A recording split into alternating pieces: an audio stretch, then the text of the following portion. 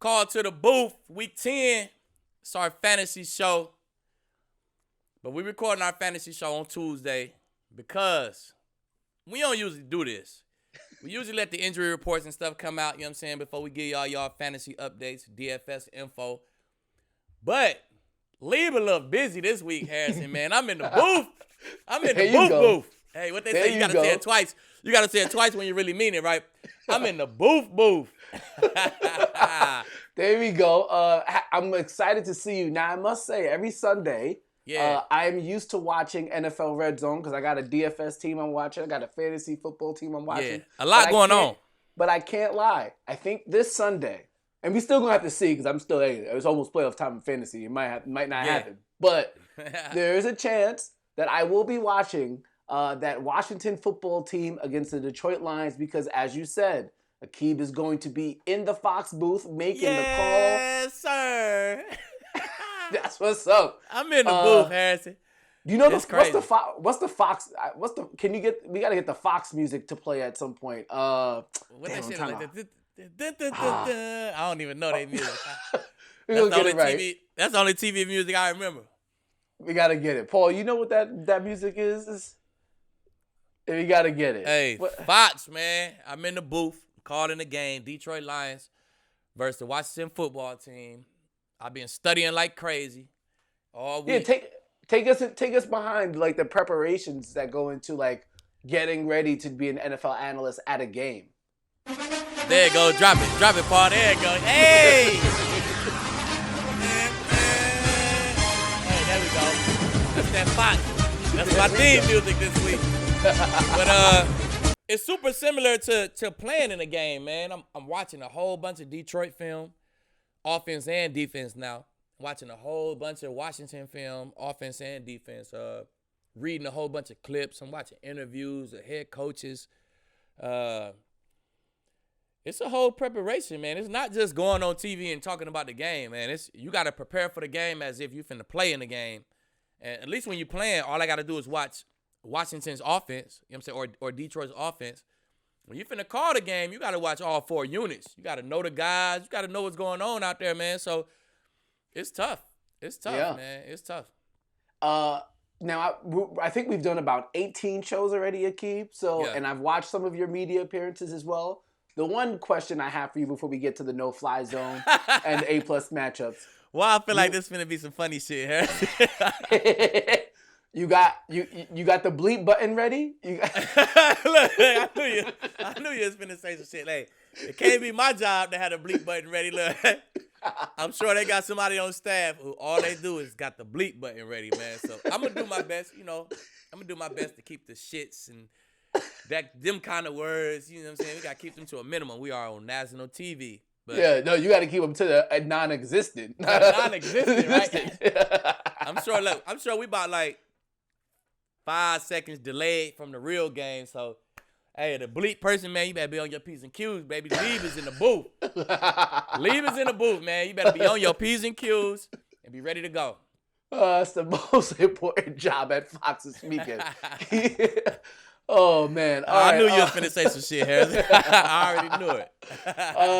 Okay, because you've been watching tape, I guess this has also helped you with your no-fly zone ranking. So let's get to them for week number 10. I'll start from the bottom up. Actually, you know what? I'll start from the top. New number 1, the Baltimore Ravens. They've been number 1 before. They're back again. I believe it was back in week 5.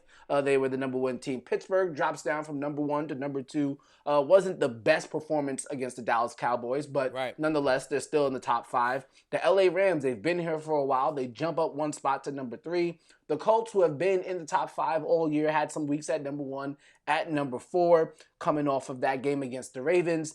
And then, for their first time in the no-fly zone rankings, and again, it keeps calling their game this weekend, so I think he has a good reason why the Washington football team comes in at number 5. Please explain that one.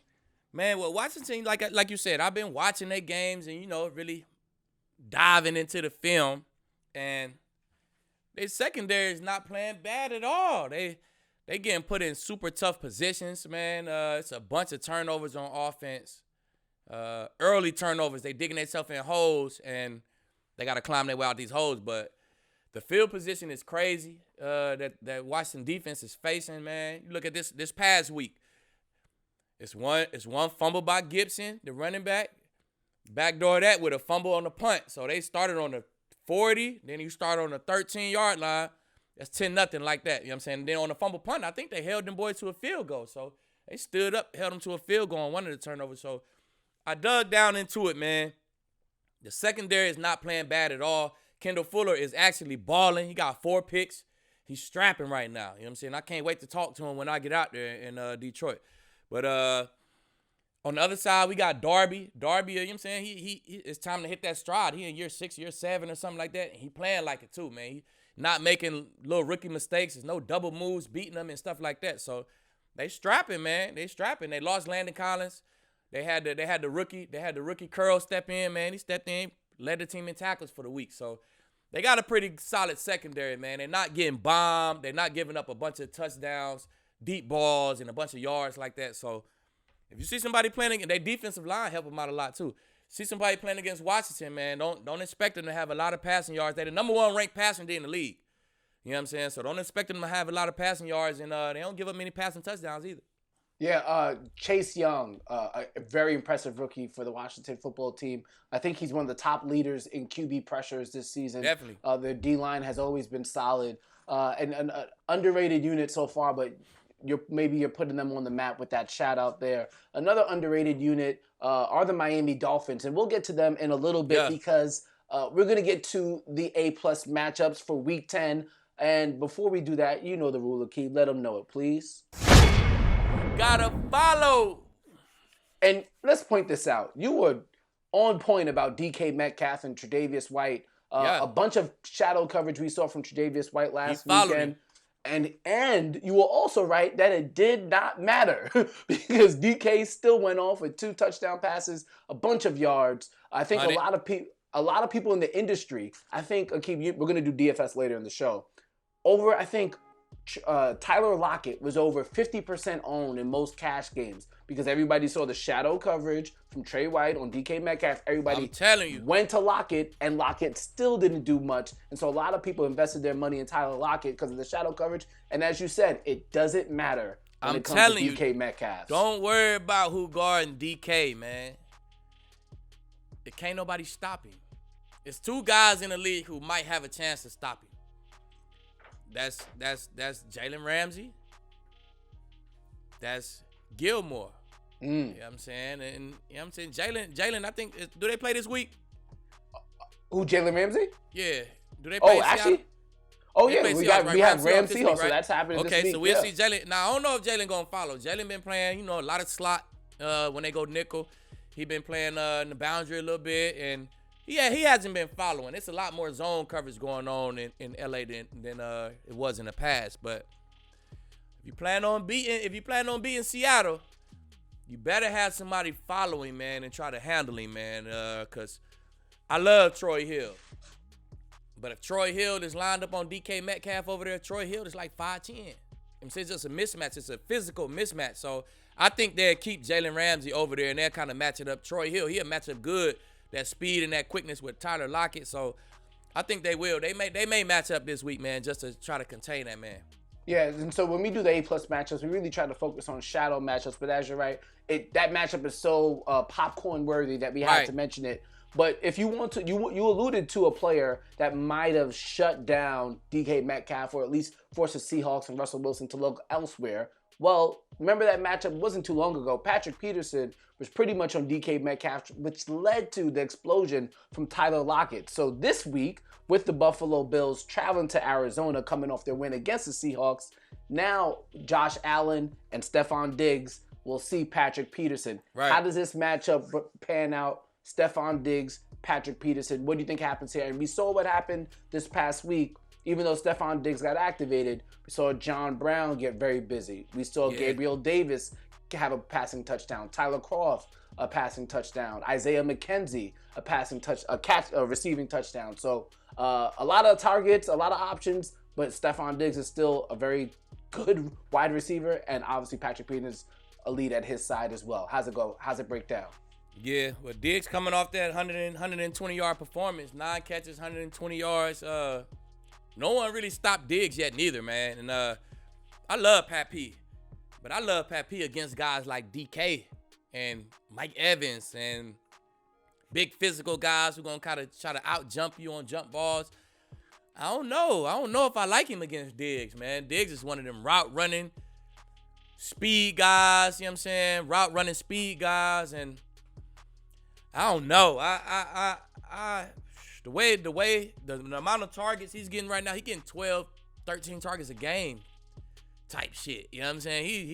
He getting the ball now. So I like Pat P to be decent, but I don't like him to stop him. If he follow Diggs, I don't like him to stop him. I like it to be 80 yards in the tub, somewhere around there. A decent matchup, 80 to 90 and a touchdown, something like that. Okay. And so, obviously the way Kyler Murray is playing, it feels like that score is going to be run up. So if you like Diggs in that matchup in a high score, if you like that matchup and it's going to be high scoring and you like Diggs going against Patterson, then I guess you're still going to fire him up. Obviously, you're going to fire him up in your fantasy teams, but if you fire him up in DFS, you're probably going to get a lower owned play, which could win you some tournament dollars, which would be good. So let's look at the other side of the matchup. Why don't we? Trey White, we saw just how well he played this past week. Yes, DK went off. Trey White still had an interception, I believe, at the end of the game. Yeah. And now we saw what happened last week to DeAndre Hopkins, going against the Miami Dolphins, as I alluded to earlier. What happened to D-Hop last week, and what's going to happen to him this week going against Trey White? Man, I think Trey White is in shape now. You know what I'm saying? He in that good mid-season form, and I think the follows a start because,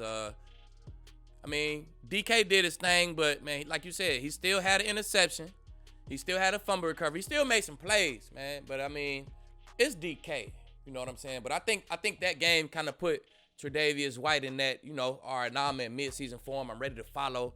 I'm ready to start strapping guys. So, I think he will follow. I think he will. Who they playing again? I'm tripping. They're taking on D-Hop. D-Hop. Now, last week, D-Hop had Xavier Howard in front of him.